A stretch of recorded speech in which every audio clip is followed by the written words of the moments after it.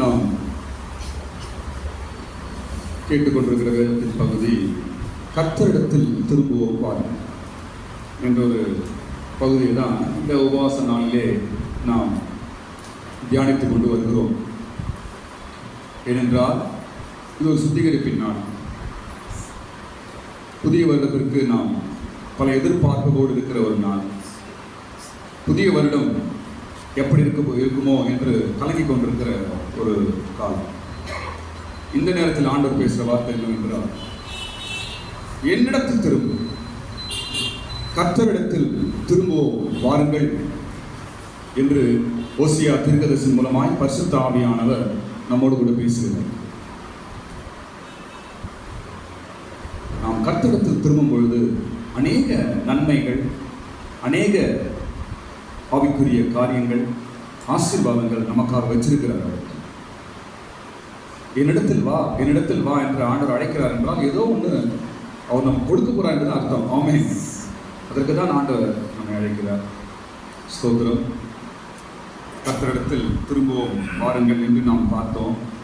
தேவனிடத்தில் திரும்பினால் நமக்கு என்னென்ன கிடைக்கிறது என்று கிட்ட ஒரு 8 காரியம் நாம் பார்த்தோம். அப்படிதானே? எத்தனை காரியங்கள் பார்த்தோம்? 8 காரியங்கள் நாம் பார்த்தோம். நாம் தேவனிடத்தில் திரும்பும் பொழுது அவர் நமக்கு வைத்திருக்கிற 8 விதமான காரியம். இந்த 8 நமக்காக தான். இந்த 8 காரியமும் உனக்காகவும் எனக்காகவும் ஆண்டு வச்சிருக்கிறார். ஸ்தோத்திரம். சீக்கிரத்தில் அதை நாம் பெற்றுக்கொள்வோம். தேவன் பெரியவர். அதற்கு ஸ்தோத்திரம்.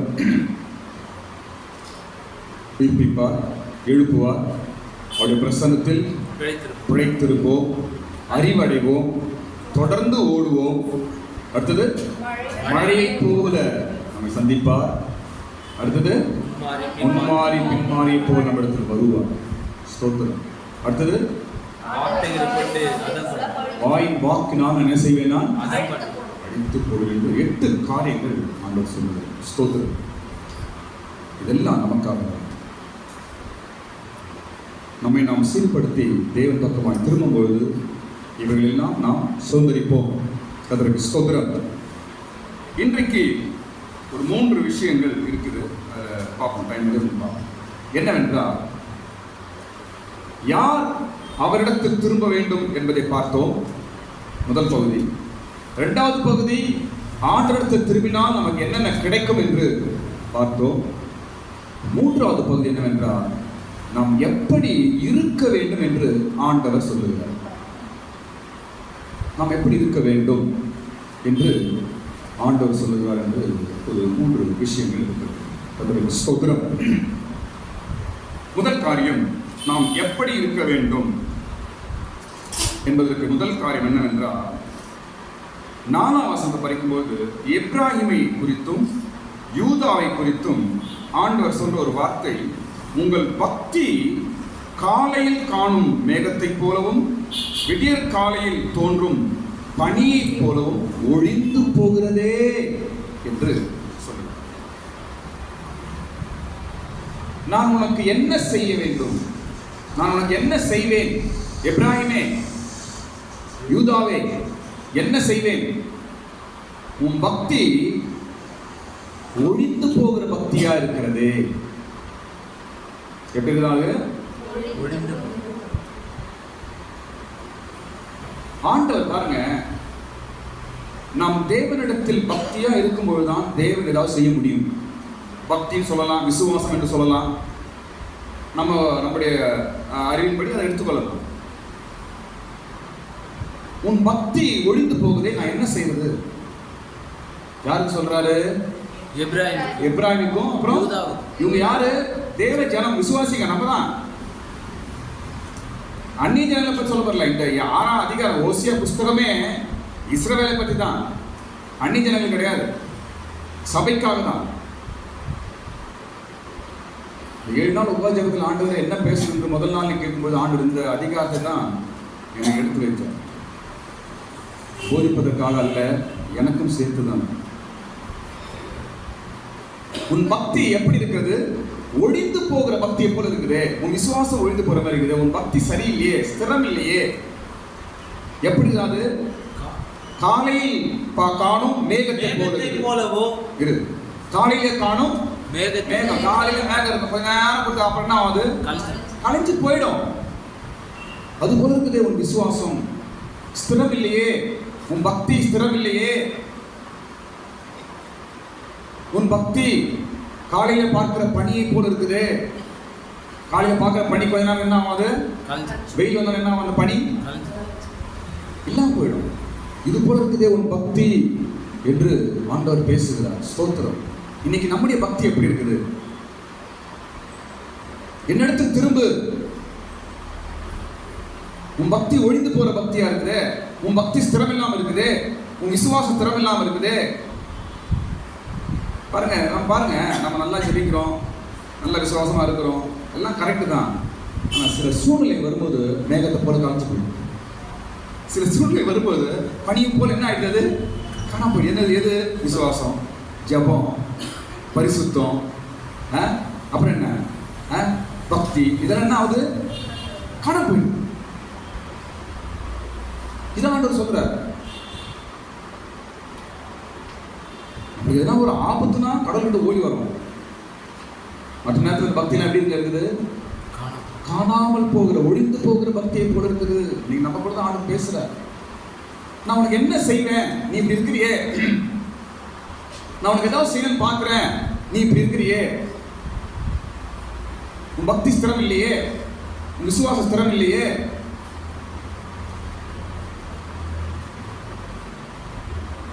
நேரம் வரும்போது உன் பக்தி விசுவாசம் குறைஞ்சு போகுது என்று ஆண்டவர் பேசுகிறார். ஸ்தோத்திரம். இன்னைக்கு நம்முடைய விசுவாசம் பக்தி எப்படிங்க இருக்குது? நீதான் எப்ராஹிம், நீதான் யூதா. நான் உனக்கு ஏதாவது செய்யணும்னு நினைக்கிறேன் என்று ஆண்டவர் பேசுகிறார். இன்னைக்கு நம்முடைய பக்தி எப்படி இருக்குது? நம்முடைய விசுவாசம் எப்படி இருக்கிறது? ஒழிந்து போகிற விசுவாசமா? பார்த்தா நல்லா இருக்குது. சண்டே சர்ச்சுக்கு வந்தா எப்படி இருக்குது? நல்லா இதில் பக்தியாக இருப்பாங்க, பழி வச்சுப்பாங்க, எல்லாம் நல்லா தான் இருக்குது. திங்கக்கிழமைலாம் தெரிஞ்சவங்க யாரு? ஞாயிற்றுக்கிழமை நல்லா இருக்கிறாங்க. திங்கக்கிழமை இருந்து காணாமல் போன மேகம், காணாமல் போன பனி, ஒன்றுக்குமே காணோம், அப்படியே காணாம போகிறது. ஸ்தோத்திரம். எல்லாருக்கும் தான் இது ஆண்டவர் கேட்கிறார், கேள்வியை கேட்கிறார். இப்படி போதே நான் உனக்கு என்ன செய்யுது?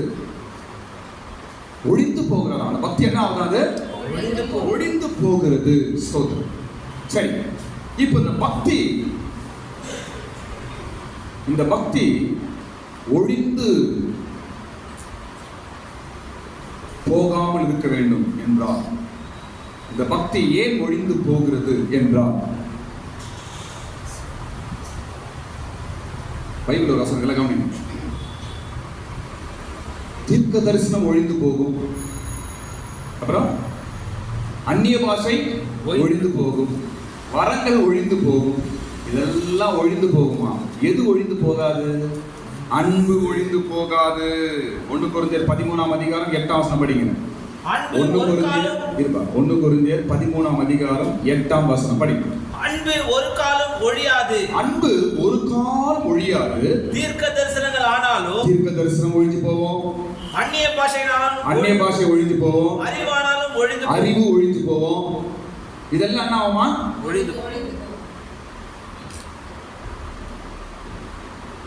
அப்போ பக்தி ஏன் ஒழிஞ்சு போகுது? ஏன் நம்ம பக்தி குறைஞ்சு போகுது? நம்மளுக்கு எப்ராஹிம் நீதான், யூதா நீதான், ஏன் பக்தி குறைஞ்சு போகுது? ஏன் உன் விசுவாசம் குறைஞ்சு போகுது? ஏன்? எனக்கு இந்த கேள்விதான். ஏன் என்றால், உங்க பக்தி தீர்க்கதரிசனம் மேல இருக்கும், உங்க பக்தி அந்நிய பாஷை மேல இருக்குதா, உங்க பக்தி அறிவு மேல இருக்குதா? இதுக்கு மேல இருக்கிற பக்தியில என்ன ஆயிடுமா? இங்க இருந்து ஓடுவாங்க. தீர்க்கதரிசி சொல்றாரு, அவங்க தீர்க்கதரிசி சபையை விட்டுருவான், ஆராதனை விட்டுருவான், எல்லாம் நாம ஓடுறது. இதெல்லாம் நிற்காது. ஒழிந்து போகும் பக்தி. அற்புதம் நடக்குது, முதல்ல அவன் சுத்தமாயிட்டான் அப்படின்னு ஓடுறது, இதெல்லாம் சரி கிடையாது. இதெல்லாம் என்ன ஆகும்? ஒழிந்து போகும் பக்தி. எல்லாம் வேலை சொல்லுங்க, ரொம்ப தப்பு. எப்ராஹிமே உன் பக்தி ஒழிந்து போகுது, மேகத்தை போல போயிடுது. பார்க்கும்போது நல்லா இருக்குது, அதுக்கப்புறம் காண போயிடுது. பார்க்கும்போது நல்லா இருக்குது, அதுக்கப்புறம் காண போகுது. பனி போலவும் மேகத்தை போலவும் இருக்குது. ஸ்தோத்திரம். நான் சொல்ல பாருங்க, இந்த வரங்கள் பின்னாடியும் தீர்க்கதரிசி சொல்றாரு, தீர்க்கதரிசிகள் பின்னாடியும் ஓடுற விசுவாசி கிறிஸ்தவா இருக்கட்டும், அவங்க ஸ்திரமா இருந்து சரித்திரம் கிடையாது. எனக்கு தெரியும், நான் சும்மா பேசுறது தான். சபையின் ஐக்கியத்திலும் சத்தியத்தின் மேல் நிற்கிறவங்க தான் கடைசி வரைக்கும் நிற்கிறாங்க. சத்தியத்தில் எவ்வளவு பேர் பார்த்தாச்சு. ஆமென். உனக்குன்னு ஒரு சபை இருக்குது, உனக்குன்னு ஒரு ஊழியம் இருக்குது, உனக்குன்னு ஒரு மெய்ப்பன் இருக்கிறார், உனக்குன்னு ஒரு ஆவிக்குரிய வீடு வச்சிருக்கிறாரு. இதை விட்டுட்டு போனா ஆண்டரடி ஒத்து போறது. பொதுவாக நான் பேசுறேன், நம்ம சபையில் அப்படி யாரும் கிடையாது. பொதுவாக சத்தியத்தை பேசணும், நான் பேசுறேன். ஸ்தோத்திரம். அப்போ தீர்க்க தரிசனம் ஒழிந்து போயிடுமா, வரங்கள் ஒழிந்து போயிடுமா, அப்புறம் அறிவு. 3 காரியம் சொல்லி பாருங்க. 13ஆம் அதிகாரம் 8ஆம் வசனம், 4ஆம் வசனம், 4ஆம் வசனம், 13ஆம் அதிகாரம் 4ஆம் வசனத்தை. ஒன்று தீர்க்க தரிசனம், 2வது அந்நிய பாஷை, 3வது பைபிள் தந்து நோட்டு கவனம், பைபிள் தந்து படிங்க. 3வது என்ன? அறிவு. சீக்கிரம். தீர்க்க தரிசனம் ஒழிந்து போகும், அந்நிய பாஷையும் ஒழிந்து போகும், அறிவானாலும் ஒழிந்து போகும். ரொம்ப அறிவா, ரொம்ப ஞானமா பைபிள் நாலேஜ் ஓடுவாங்க. அது ஒரு டேஞ்சர். ஒழிஞ்சு போயிடும். உங்க பக்தி மேகம் போல இருக்கும். அவங்களுக்கு வந்து ஜெபம், சபை, ஐக்கியம் இதெல்லாம் தேவை கிடையாது. ரொம்ப பைபிள் நாலேஜ் வேணும் அவங்க. அந்த நாலேஜ் வச்சுன்னா என்ன பண்ண போறாங்கன்னு தெரியல. பைபிள் நாலேஜ் படிக்கணும். அவங்க என்ன சொல்றாங்க, இவங்க என்ன சொல்றாங்க, அவரு என்ன பேசுறாரு, இவரு என்ன பேசுறாரு. சத்தியத்தை கேட்கணும், கரெக்டு தான். அதுக்குன்னு ஒரு ட்ராக் இருக்குது, வழி இருக்குது. அந்த வழியாக போகும்போது தேவன் சரியாக கற்று தருவார். நான் சொல்றேன் பாருங்க, அந்த பைபிள் வந்து நமக்கு சொல்லிக் கொடுக்க வேண்டிய அவசியமே கிடையாது. நான் எந்த பைபிள் காலேஜும் படிக்கல. ஊழியத்துக்கு வரதுக்கு முன்னாடி பைபிளோட கையில் தூக்கல. நான் வெளியே சொன்ன ரெக்கா கேடுதலாம். ஆனால் எனக்கு என் தேவனுக்கு தான் தெரியும். இது வரைக்கும் நான் யாரோட பிரசங்கம் காப்பி அடிச்சது கிடையாது. நான் தேவன் பார்க்குறேன். இந்த பிரசங்கம் காப்பி அடிக்கிறது, நெட்டில் நோண்டி பார்க்கறது, அவங்க என்ன பேசுறதுலாம் எனக்கு பிடிக்காத விஷயம். நான் எதுக்கு சொல்ல வரேன் என்றால், யாரும் உங்களுக்கு சொல்லித்தர தேவையில்லை. நீங்கள் பைபிள் படிங்க, பரிசுத்த ஆவியானவர் உங்களுக்கு இருக்கிறார். அவருக்கு உங்களுக்கு அதை கற்று தருவார்.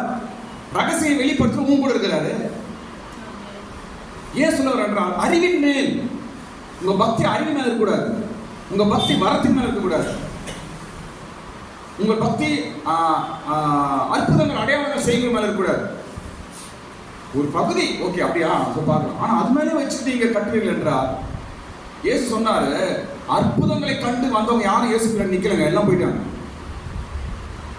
அற்புதங்களை பார்த்து இயேசு பின்னாடி வந்தவங்க யாரும் ஸ்திரமா நிக்கவே இல்லை. இயேசு கிட்ட எல்லாம் ஓடிட்டாங்க. ஆனால் சத்தியத்தின்படி வசனத்தை கேட்டு ஒப்பு கொடுத்தவங்க தான் இயேசு பின்னாடி வந்தாங்க. அவங்களை கொண்டு தான் சபை கட்டப்பட்டது. ஆமென். அப்ப ஏன் இங்க எப்ராஹிம் குறித்தும் யூதாவை குறித்து தேவன் என்ன சொல்றாரு? உன் பக்தி எப்படி இருக்குது? மேகத்தை போறோம். உன் பக்தி பனியை போல இருக்குது. நான் என்ன செய்யுது? உங்கள்கிட்ட ஸ்திரம் இல்லையே. பார்த்தா பெரிய மேகம் தெரியுது, அப்புறம் பார்த்தா காண போயிடுது. பார்த்தா பனி துளி அழகா தெரியுது, அதுக்கப்புறம் காண போயிடுது. அப்படிதான் இருக்குது உன் பக்தி, அப்படிதான் இருக்குது விசுவாசம். நான் என்ன பண்றது என்று ஆண்டவர் பேசுகிறார். கர்த்தருக்கு ஸ்தோத்திரம். அப்போ நம்முடைய பக்தி ஒழிந்து போகாமல் இருக்க வேண்டும் என்றால் உங்கள் பக்தி அன்பின் மீது கட்டப்பட வேண்டும். ஆமென். அன்பு சொல் படிங்க. அன்பு ஒரு காலம் ஒழியாது. அன்பு ஒரு காலம் ஒழியாது. எல்லாரும் வாயில சொல்லுங்க அந்த வார்த்தையை. அன்பு ஒரு காலம் ஒழியாது. மறுபடியும் சொல்லுங்க. அன்பு ஒரு காலம் ஒழியாது. அன்பின் மீது கட்டப்பட்ட சபை ஸ்திரமா இருக்கும். அன்பின் மீது கட்டப்பட்ட ஒரு விசுவாசி ஸ்திரமா இருப்பான். அன்பின் மீது கட்டப்படுற ஒரு தெய்வீக அனுபவம் ஸ்திரமா இருக்கும். ஸ்தோத்திரம். அன்பு இல்லாம நீங்க வரத்தின் மேலும், அந்நிய பாஷை மேலும், தீர்க்கதரிசியின் மேலும், ஞானத்தின் மேலும், பைபிள் நாலேஜ் மேலும் வச்சீங்கன்னா ஒரு நாள் அது மேகம் போல காணாம போயிடும்.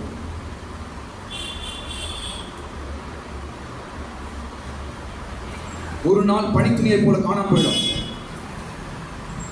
அன்பின் மீது கட்டுவதுதான் உன்னை கடைசி வரைக்கும் காப்பாற்றும். அன்பு ஒரு காலம் ஒழியாது. ஸ்தோத்திரம். இன்னைக்கு வரைக்கும் கவனிங்க, இன்னைக்கு வரைக்கும் நீங்க பைபிள் எடுத்துட்டு நீங்க விசுவாசியா இருக்கிறீங்க. இது வரைக்கும் நிறுத்தினது எது? இது வரைக்கும் உங்களை காப்பாத்து எதுங்க?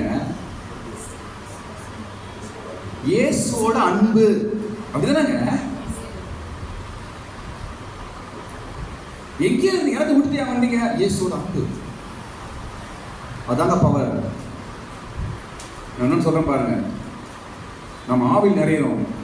முதல்ல நீங்க அபிஷேகம் பெற்ற நாள் எப்படி இருந்துச்சு? முதல்ல நீங்க அந்நிய பாஷை பெற்ற நாள் எப்படி இருந்தது? அன்னைக்கு ஒருத்தவனை மூஞ்சில காரி துப்புனா கூட சகோதரா சகோதரம் ஆமைன்னு சொல்லிட்டு வந்திருப்போம். அப்படிதானே? இன்னைக்கு என்ன ஆச்சு? அந்த அன்பு தான் உங்க நிக்க வச்சிருக்கு. அன்பு குறையும் போதுதான் ஆவிக்கிற வாழ்க்கை டான்ஸ் ஆடுது. ஏன் பக்தி நிற்கிறதில்லை? அன்பு குறைவு. இன்னைக்கு கூட பாருங்க, இன்னைக்கு ஒரு அபிஷேகம் நல்ல ஆவி நிறைஞ்ச ஒரு புதிய அபிஷேகம் பெற்றுட்டீங்கன்னா இந்த அடுத்த நிமிஷம் நீங்க வேற ஆள மாறிடுவீங்க. அப்படியே கோவம் ஒண்ணுமே இருக்காது, எல்லாம் போயிடும். மன்னிக்கிற சுபாவம், ஐயோ அவங்களோட மன்னிக்கலாமா, இவங்கள மன்னிக்கலாமா, ஐயோ இவங்ககிட்ட பேசலாமா, அவங்க ஒப்புரவு ஆகலாமா, ஐயோ அவங்க கோகார பரல காலில் போய் வந்துடுறேன். நான் காலெல்லாம் வந்துடுறேன் ஆரம்பத்தில். அன்பு இன்னைக்கு அது எங்க? ஏன் மேகத்தை போல போகுது? ஏன் பனித்துளியை போய் குறைஞ்சு போகுது? ஏன் அன்பு குறைஞ்சிருக்குது? அன்பு தாங்க பேசு. கிறிஸ்து வாழ்க்கை என்பது என்ன சொல்லுங்க? அன்பு. தீர்க்கதரிசனம் கிடையாது, அற்புதம் அடையாளம் கிடையாது, பைபிள் நாலேஜ் கிடையாது, பைபிளே படிக்க தெரியாதுங்க. அவங்களாம் இன்னைக்கு கிறிஸ்துவ பக்தர்களா இருக்காங்க. எப்படி அது? அதான் பேசு.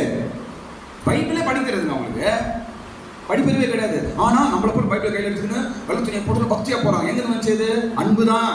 நீ நினைச்சுக்கிற எனக்கு பைபிள் தெரியும், எனக்கு அது தெரியும், என்கிட்ட அந்நிய பாஷை இருக்குது நீ நினைச்சுக்கிற. தீர்க்க தரிசனம் ஒழிந்து போகும், அந்நிய பாஷைகள் ஒழிந்து போகும், அறிவு ஒழிந்து போகும். ஆனால் இது ஒழிந்து போகாது, அன்பு. அன்பில்லாதவர்கள் எப்படி இருப்பாங்க? அவங்க ஓசையில கைத்தாளத்தை போல இருப்பார்கள். பவுல் அருமையா இருப்பாரு. நீ 1000 தீர்க்கதரிசனம் சொல்லி 1000 அற்புதம் பண்ணி 1000 பிரசங்கம் பண்ணி 1000 பண்ணி கூட உங்ககிட்ட அன்பு இல்லைன்னா எல்லாமே எல்லாம் வீண், வேஸ்டா. அவர் 1008 பிரசங்கம் பண்ணா கூட பாஸ்டர் கூட வேஸ்ட். நான் சொல்றேன் பாருங்க, அன்புள்ள அஸ்திபாரத்து மேல் போடுற உங்க பக்தி தான் சரியா இருக்கும். சொல்றேன் பாருங்க, அன்பு இல்லாம நான் பெரிய பக்தி எனக்கு எல்லாம் தெரியும் சொல்லிட்டு நாம் பண்ணுவோம் என்றால் சாத்தான் ஈஸியா தூக்கி குப்பத்தில் போட்டுருவோம். நான் சத்தியம்.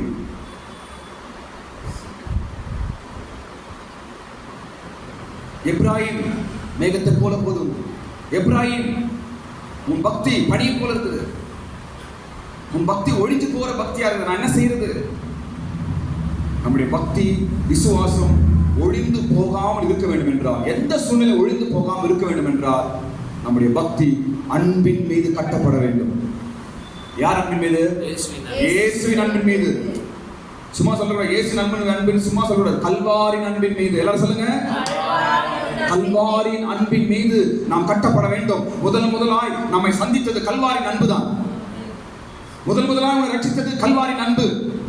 முதலாய் உன் பாவங்களை மன்னித்தது கல்வாரின் அன்பு. முதலாய் உனக்கு மனந்திரும்பலை கொடுத்தது கல்வாரின் அன்பு. முதலாய் உன்னுடைய துன்மார்க்கத்தை கழுவினது கல்வாரின் அன்பு. அந்த அன்பு தாங்க பவர். ஸ்தோத்திரம். அதுதான் பவர். அது ஒழிந்தே போகாத அன்பு ஒரு காலம் ஒழிந்து போக. ஸ்தோத்திரம். ஏன் நம்ம விசுவாசம் ஒழிந்து போகுது? ஏன் நம்முடைய பக்தி எல்லாம் மேகத்தை போல போயிடுது? ஏன் என்றால் அன்பு இல்லை. இயேசுவோட அன்பு ஆரம்பத்தில் இருந்துச்சு, இப்ப எல்லாம் குறைஞ்சிச்சு. ஆரம்பத்தில் அபிஷேகம் பெற்றோம், ரட்சிக்கப்பட்டோம், அப்புறம் நல்லா இருந்துச்சு, இப்ப எல்லாம் குறைஞ்சி போச்சு. அந்த அன்பு குறையும் போது இங்க என்ன ஆகுது? பக்தி சிரமம் இல்லாம போகுது. பக்தி விசுவாசம் சிரமம் இல்லாம போகுது. அன்புதான் மெயின். அன்புதான் அஸ்திபாரம். அதனால அபிஷேகம் பெற்றவங்க நல்லா ஒப்பு கொடுத்து நல்லா அந்நிய பாஷை போய் ஆவி நிறையணும், நல்லா ஜெபம் பண்ணணும். இருதயத்தை எப்பவுமே நம்ம அன்புள்ள இருதயமா காப்பாத்திக்கணும். நம்ம உன் இருதயம் அன்புள்ள இருதயமா இருந்தால் உன் விசுவாசம் ஸ்திரமா இருக்கும், உன் பக்தி ஸ்திரமா இருக்கும். இருதயத்தில் அன்பே கிடையாது. நான் பக்தி என்ன பக்தி? அது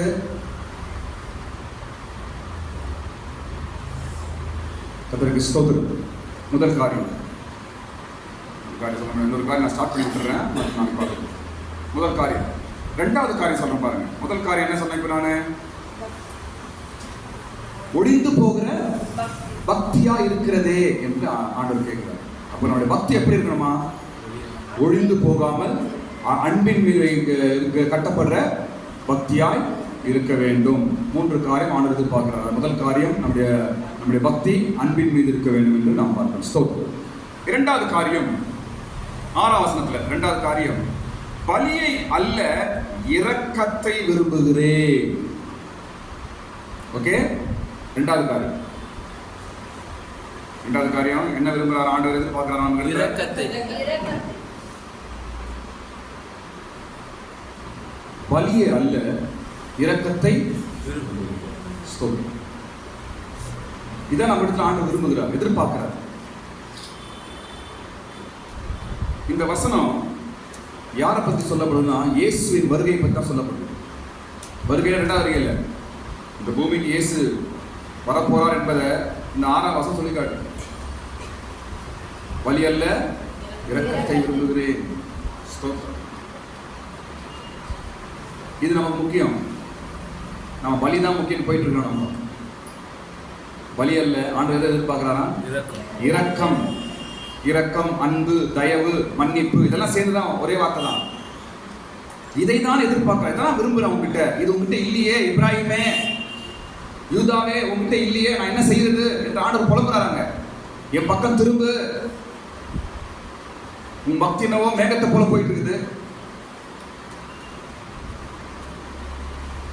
பலியை அல்ல இரக்கத்தை விரும்புகிறேன். ஸ்தோத்திரம். இதுதான் அர்த்தம். இதன் அர்த்தம் என்ன? இந்த இடத்துல சொல்லப்படுற இந்த பலி ஜெபம். சொல்லுங்க. இந்த பலி என்னங்க? அப்படின்னா ஆண்டவர் ரிஜெக்ட் பண்ற ஜெபம் இருக்கிறது. ஆமென். ஆண்டவர் ரிஜெக்ட் பண்ற ஜெபம் இருக்குது. நம்ம நினைச்சுக்கிறோம் அவர் பெரிய பிரேயர் மேன், நான் ஜெபம் பண்றேன் நினைக்கிறோம். ஆனா ரிஜெக்ட் பண்ற ஜெபம் இருக்குது. வேதத்தை கேளாதவரின் ஜெபம் அருவருப்பு. நீதிமொழிகள் 28ஆம் அதிகாரம் 9ஆம் வசனம். நீதிமொழிகள் 28ஆம் அதிகாரம் 9ஆம் வசனம் படி.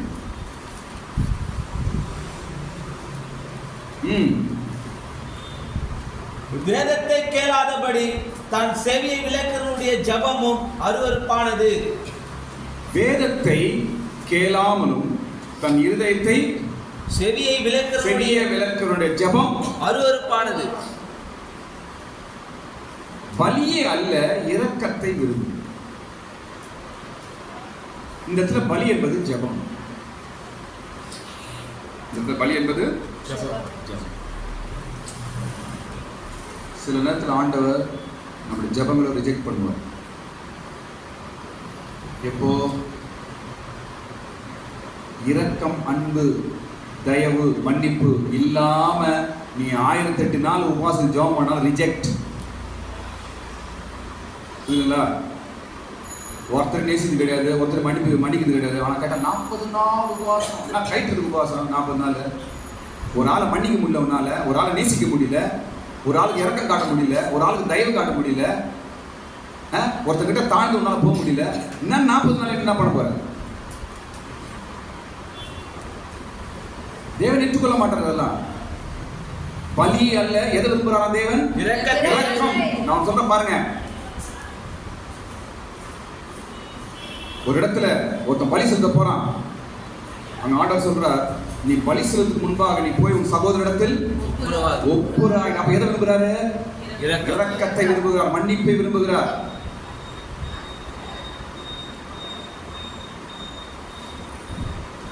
இரக்கத்தை விட்டு செய்ய வேண்டியதை விட்டு நம்ம 1000 ஜெபம் பண்ணாலும் ஆண்டவர் கேட்க மாட்டார். இரக்கமாயிரு என்று ஆண்டவர் பேசுகிறார். தயவாயிரு, அன்பாயிரு, மன்னி, மற்றும் அன்பு காட்டு. இதுதான் ஆண்டவர் எதிர்பார்க்கிறார். ஸ்தோத்திரம். அப்ப இந்த இடத்துல பலியே அல்ல, இரக்கத்தை விரும்புகிறார். ஸ்தோத்திரம். இன்னும் சொல்றேன் பாருங்க, ரிஜெக்ட் பண்ற ஒரு ஜெபம் இருக்கிறது. லூக்கா 10ஆம் அதிகாரம், லூக்கா 18ஆம் அதிகாரம் 10ஆம் வசனம், பரிசேயரின் ஜெபம். லூக்கா 18ஆம் அதிகாரம் 10ஆம் வசனம். 2 பேர் ஜெபம் பண்றாங்க. 2 பேர், ஆயக்காரன், பரிசேயன், 2 பேர் ஜெபம் பண்றாங்க. அதுல யாரோட ஜெபம் ஏற்கப்பட்டது? ஒருத்தர் ஜெபம் கேட்கப்படுது, ஒருத்தர் ஜெபம் கேட்கப்படல. அப்படின்னா நான் ரிஜெக்ட் பண்றேன் ஜெபம். 2 பேரும் ஜெபம் தான் பண்றானுங்க. ஒரு ஜெபம் அக்செப்ட் பண்ணப்பட்டது, ஒரு ஜெபம் ரிஜெக்ட் ஆயிடுச்சு. இதெல்லாம் மைண்ட்ல வைக்கணும். நான் நிறைய பேரை பார்த்துருக்கிறேன். உன் அனுபவம் ஒரு அன்பு ஒரு இதே இருக்காது, ஆனா பெரிய ஜெப வீரர்கள் பாட்டு காட்டிப்பாங்க.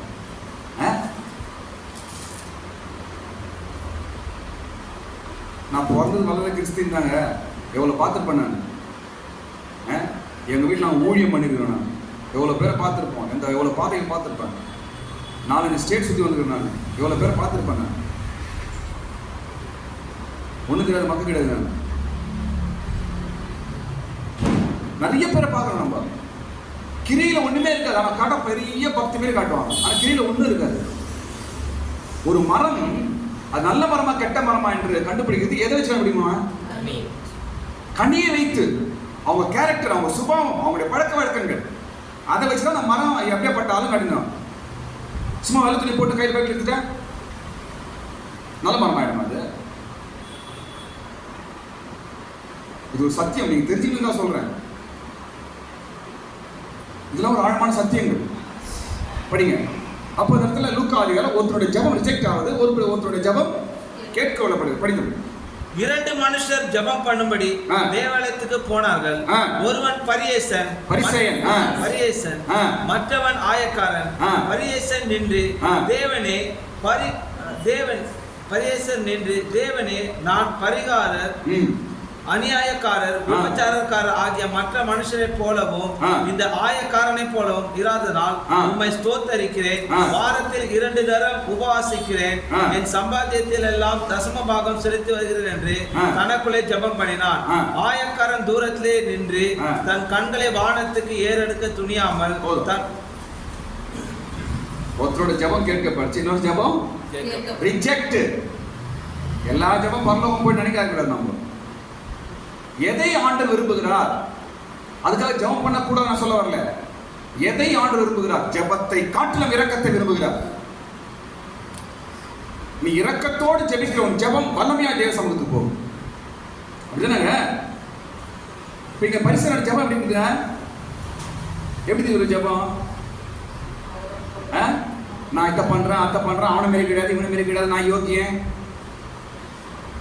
ஜெபத்துல போய் உட்காந்து கதை ஆகுது. கை நின்று மகேஷ் நினைச்சுக்காதீங்க. பைபிள் நான் மகேஷ கை நின்று நினைச்சுக்காதீங்க. பைபிள் இருக்கிற சொல்றேன். என்ன சொல்றாரு? இந்த அநியாயக்காரன பொண்ணா இல்ல, அப்புறம் தம்பி விபச்சாரக்காரன போல இல்ல, அப்புறம் மற்ற மனுஷனை பொண்ணா இல்ல, ஆயக்காரன போல இல்ல, நானு தோக்கான ஆயக்காரன் அவன மேல நான் இல்ல, நான் காணிக்கை செலுத்துறேன், தசம்பா கொடுக்குறேன். டேய் ஜெபம் பண்றான்னு சொன்னா எப்படிங்க இது? நம்மளே சிரிப்பு வருது. ஆண்டவர் எப்படிங்க அங்கீகரிப்பாரு? ஜானி சிஸ்டர், என்ன சிஸ்டர், நம்மளுக்கே சிரிப்பு வருது. ஜெபம் ஆண்டவர் எப்படி அங்கீகரிப்பாரு? சில நம்ம ஜெபம் அப்படிதான் இருக்கு பொழுது. பலி அல்ல, ஜெபம் ஜெபம்னு சொல்லி நீங்க ஒண்ணு ஏமாந்து போயிடாதீங்க. ஜெபத்தை காட்டிலும் மேன்மை எது? இரக்கம், மன்னிப்பு, அன்பு, தயவு, அரவணைப்பு, உருமணம், சேர்ந்து போவது, இதாங்க முக்கியம். இது இல்லாத ஜெபம் வேஸ்ட். இதெல்லாம் தெரிஞ்சுக்கணும். நம்ம இந்த ஆயக்காரனை போல இல்ல, நான் கரெக்டா அது பண்றேன், நான் இது பண்றேன். இவர் ஜெபம் பண்ணல, அவர் செய்ததெல்லாம் சொல்லி கேட்டார் கடவுளுக்கு. செய்ததெல்லாம் கடவுள் சொல்றதுக்கு லிஸ்ட் போட்டு வந்தார். கடவுள் மேலே சிரிச்சு பாரு, இவன் யாரா கடவுளை சிரிச்சிருப்பாரு இவன் ஜெபத்துக்கு. கர்த்தெடுத்து திரும்பவும் வாருங்கள். இன்னைக்கு நம்ம ஜெபம் எப்படி இருக்கிறது? ஒருவேளை நம்ம ஜெபம் நம்ம ஏமாற்றி கொண்டிருக்கிறதா? நான் சொல்றேன் பாருங்க, ஏன் உங்களுக்கு இதெல்லாம் பேசுறேன்னா, நம்மளாம் ஆழ்ந்த சத்தியத்தில் நம்ம வளர்றோம். நான் உங்களை எல்கேஜி பசங்களை நான் வளர்க்கல, நான் நல்ல ஆழமான சத்தியத்தை போதித்து உங்களை வளர்க்கிறேன். சத்திய உபதேசத்தில் உங்களை நான் வளர்க்க விரும்புகிறேன். இதெல்லாம் தெரிஞ்சுக்கிறேன். இதெல்லாம் ஒரு டீப் சப்ஜெக்ட், ஆழமான சத்தியம். பேசிக்காக இருக்கிறது புரியாது. ஐயோ ஜெபம் அவங்க கூட கடவுள் ஏற்றுக்க மாட்டாரா அப்படிங்க. அப்படி அவன் குழந்தைங்க தெரியாது அவங்கலாம். ஜெபம் இருக்கணும், ஜெபம் இல்லைன்னு சொல்லவில்லை, ஜெபம் இருக்கணும். ஆனால் அதை காட்டிலும் இரக்கத்தோடு இருக்கிற ஜெபம் வல்லமை உள்ளது. யாருக்கும் இறக்கம் காட்டாம, யாருக்கும் ஒரு அன்பு காட்டாம, இது கடினப்படுத்திட்டு நான் ரொம்ப இதுன்னு சொல்லி காட்டி மணிக்கணக்காக ஜெபம் பண்றது. கடைசியில் யார் ஜெபம் ஏற்கப்பட்டது? அங்க ஆயக்காரனுடைய ஜெபம் ஏற்கப்பட்டது. அவன் தாழ்மையா ஜெபம் பண்ணான். என் இரக்கமாயிரும் ஆண்டவரே. அந்த ஜெபம் படிங்க, ஆயக்காரன் ஜெபம் படிங்க. ஆயக்காரன் தூரத்திலே நின்று தன் கண்களை வானத்துக்கு ஏறெடுக்க துணியாமல் தன் மார்பிலை அடித்துக் கொண்டு, தேவனே பாவியாக என்மேல் கிருபையாயிரும் என்றார். என்ன கேட்கிற கொஸ்டின்? இரக்கம், கிருபை. நான் தகுதி இல்லை. இன்னொரு விஷயம் பாருங்க, என்ன பாருங்க, ஜபத்திலேயாவது ஆவிக்குரிய ஜீவித்திலாவது யாரையும் கம்பேர் பண்ணக்கூடாது. கம்பேரிசன் தப்பு. ஒருவேளை உன்னை காட்டிலும் அவன் மேன்மையாக இருப்பான். நம்ம யார் கூட கம்பேர் பண்ணா? இயேசுக்கிட்ட தான் கம்பேர் பண்ணணும். அப்பா அந்த சிஸ்டரை காட்டி நான், அண்ணம்மா காட்டி நான் எவ்வளோ பெட்டர், இவரை காட்டி நான் எவ்வளோ பெட்டர். இது பேசுறது யாரு? சாத்தானு, பேய். யாரோட கம்பேர் பண்ணாதீங்க. இவன் பாருங்க, பரிசுரோட ஜெபம் என்ன பண்றான்? அவன் ஆயக்காரனை கம்பேர் பண்றான். அவனை காட்டிலாம் மேலு, இவனை காட்டிலாம் மேலு. இது ரொம்ப ஆபத்தான ஒரு பழக்க வழக்கங்கள். யாரையும் பார்க்காதீங்க, யாரையும் காப்பி அடிக்காதீங்க, யாரையும் ஃபாலோ பண்ணாதீங்க, யாரையும் கம்பேர் பண்ணாதீங்க, யாரையும் ஒப்பிட்டு பேசாதீங்க. உங்களையும் அவங்க ஒப்பிடாதீங்க. நாம் ஒப்பிட வேண்டிய ஒரே ஒரு ஆள் யார் சொல்லுங்க? இயேசுதான் ஒப்பிடணும். நம்ம ஏமாற்றணும். பாரு, தாத்தா சொல்லி கொடுப்பா அதெல்லாம். ஓகே, அவங்க நீ எவ்வளோ பெட்ரு தெரியுமா? பாரு, அவங்க நீ எவ்வளோ பெட்ரு. ஓகே, அவங்க எவ்வளோ ஜெபம் பண்ணுறேன், நான் அந்நிய பாஷை பேசுகிறேன், நீ என்ன பண்ணிக்கிறது தெரியுமா? கரெக்டாக சர்ச்சுக்கு வந்துடுறேன், பைபிள் தெரியும், இதெல்லாம் சாத்தா சொல்லி கொடுக்கணும். நம்மளை ஏற்றி விடுறானே சாத்தான் தான். அது ஆண்டவர் ஏற்றி விட மாட்டார், தட்டி தான் வைப்பார் ஆண்டவர். இந்த பரிசேயனுடைய ஜெபம் இருந்துச்சு, ஆயக்காரனை ஒப்பிட்டு பேசலாம்.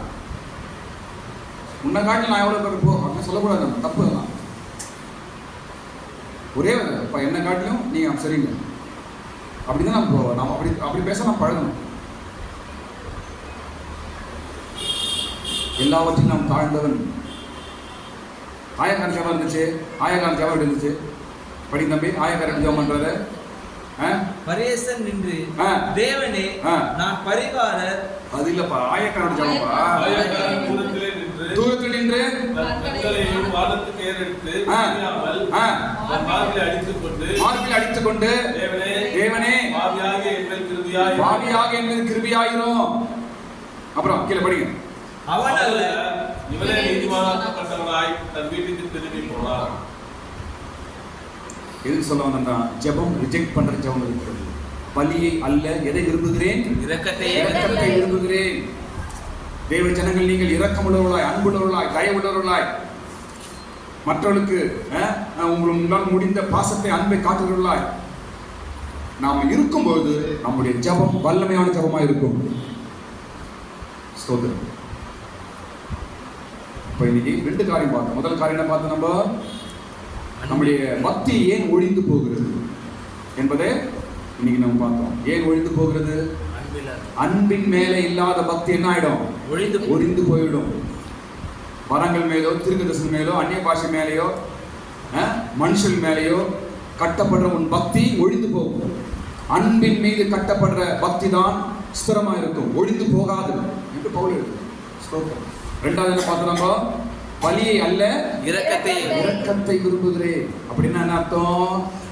இரக்கம் இல்லாத ஜெபத்தை ஆண்டவர் ஏற்க மாட்டார். அன்பில்லாத ஜெபத்தை ஆண்டவர் ஏற்க மாட்டார்.